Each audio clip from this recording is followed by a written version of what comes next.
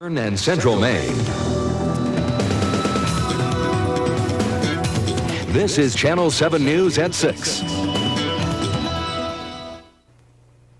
Good evening. I'm Carrie Blake. Thanks for joining us tonight. Channel 7's Keith Sterling went up in a helicopter today over down East Maine. He joins us now from the newsroom to tell us about his trip. Keith. Good evening, Carrie. We took a trip with the Maine Army National Guard today to Washington County, and as you're about to see, a lot of work lies ahead. A bird's-eye view of eastern Maine shows just how cruel Mother Nature can be. Last week's ice storm has paralyzed parts of the Pine Tree State, leaving Mainers to pick up the pieces. On a mission like this, we have the generators, we look at what the needs are, we immediately get the water transporting capabilities ready. We know that probably cots are going to be needed, so we start rounding up where do we have them, we get the facts, we start compiling this in our Emergency Operations Center in the Guard. The Army Guard's UH-60 Black Hawk helicopter has been in the skies for 2 days now, assessing the damage. Yesterday afternoon we took Governor King and the Adjutant General down there and several other, and Mr. Briggs, the president of Bangor Hydro. They were all quite stunned, I think, although they've been told ahead of time what to expect. The devastation of that power line, having all those poles snapped off like that, I think really didn't hit home until you actually saw the visual effect of it. We're in Washington County, about 5 miles southeast of the Boise. You can see behind me the poles literally snapped in half like toothpicks, and the wires laying across blueberry fields, and the devastation continues for miles. I can't say that I've ever seen anything like that. The fact that there are over 50 of them just snapped right off and laying in a pile there. Many residents in Washington County will receive power from this generation plant near Jonesboro until the lines are repaired. I think everybody's in pretty good spirits. They're just hoping that the power does eventually get back on soon, because if the cold comes, they're all worried about what's going to happen with the pipes over the prolonged period. It seems to be a pretty, the people are pretty tough in this state. A Bangor radio station has been taken over by people struggling to survive the aftermath of the ice storm. WVOM 103.9 has become many Mainers' lifeline. Channel 7's Dale Dixon filed this report moments ago. You listen to Dr. Laura Schlesinger and Rush Limbaugh on the Voice of Maine, WVOM 103.9 FM, but for the past 5 days, you've been listening to Storm Watch. What has been happening is the studios of the Voice of Maine have been turned into a veritable war room. If you see the phones, everybody manning a phone line, taking phone calls from throughout the state. One of the good things about the ice storm, you could say, the fact that the phone lines have remained intact for the most part, close to 5,500 people without phone service.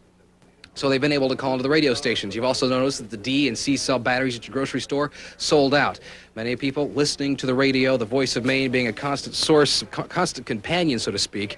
The studios manned 14 to 16 hours a day, taking phone calls, giving cancellations, keeping people up to date and in touch with what's happening.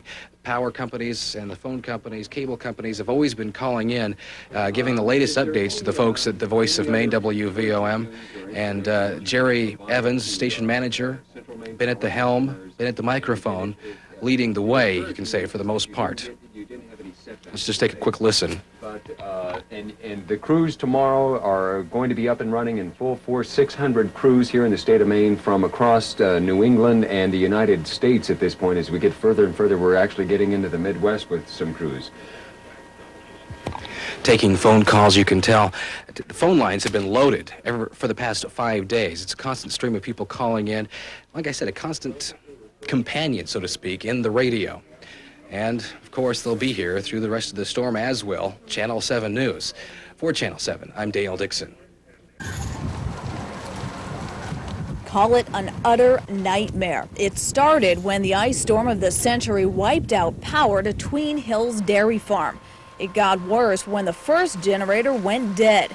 And even though this new one is up and running, the headaches are far from over. Fences collapsing under the weight of the ice have sent cows roaming loose. Cows whose calves live in this greenhouse, which collapsed at the height of the storm. Miraculously, none of the calves were hurt. The owners say they're coping with good old-fashioned perseverance. I think farmers just have to get the job done. I mean, this is this is what we've done all our lives, and it has to be done, and you're too busy to dwell on the emotional aspects of it. The Howard family has 200 cows now. It's a herd they've been working for 2 generations to build up. Now, part of the reason the storm has this family so frightened is because of another storm 25 years ago. That one knocked out power for 3 days. They never regain production. They just never milk satisfactorily again, and so we ended up selling a bunch of cows for beef. This time, the Howards are counting their blessings. So far, the backup power sources have been enough to keep the milking machines up and running. But here, as with every other power-starved home across this region, the uncertainty breeds fear. These farmers know their livelihood is on the line, which makes this storm an especially tough one to weather. In Orrington, Elisa Boxer, Channel 7 News. And we are almost down to 0. We got some bread left, some potatoes. At the home of Loretta and Stephen Scoville in Hudson, the radio has been their lifeline. The Scovilles are still without electricity and have turned to their wood-burning stove for heat. But there's one problem.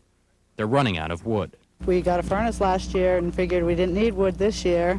And when the power went out, we just didn't have any heat, and we weren't prepared for it. Hey, George in Greenbush, please. WVOM, the voice of Maine, has been the only voice many Mainers have heard in the past few days. The phone lines are as busy as power line crews. On the phone are people who need help and who want to help. She had water in her basement. She was all out of wood. We conveyed the message to her. There was a gentleman who was quite a ways away from her who offered his services. We weren't sure he'd be able to do anything because of the distance factor. We then found out she got 30 calls. It made me feel great. I mean, the state of Maine is wonderful. The people are great. And although Loretta and Stephen still have no electricity, thanks to a neighbor, they do have heat. When you find people that do not have the things that you do, you find out that to some people it is a disaster. It gets to be scary. You know, no heat, no water, you know, no transportation to get out there. So, you know, we're just trying to help.